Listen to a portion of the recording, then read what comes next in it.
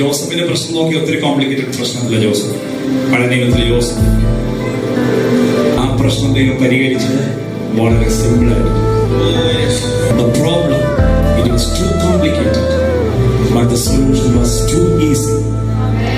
ദൈവം എന്താ ചെയ്ത് ഇത്ര പ്രശ്നങ്ങളുടെ ജോസഫിന് വേണ്ടി ദൈവം ചെയ്ത് ഫറവോൻ കിടന്നുറങ്ങുമ്പോൾ 2 സ്വപ്നം കാണിച്ചു. ജീവിതത്തിന്റെ മുന്നേറ്റത്തിന് ഒരുപാട് ഘടകങ്ങൾ അനുകൂലമായ മുന്നേറാൻ പറ്റുള്ള വഴിയാണ്. ഒത്തിരി കാര്യങ്ങൾ അനുകൂലമായി വന്നാൽ നമ്മൾ പ്രതീക്ഷിക്കുന്ന ഒരു സ്ഥലത്തെത്തുള്ളൂ.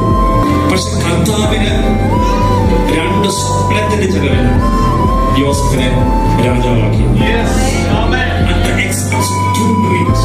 ഞാൻ ആ വെളിപ്പാട് എന്ന് പറയട്ടെ, നിങ്ങളുടെ പ്രശ്നങ്ങൾ എത്ര കോംപ്ലിക്കേറ്റഡ് ആകുന്നതോറും ദൈവത്തിന്റെ സൊല്യൂഷൻ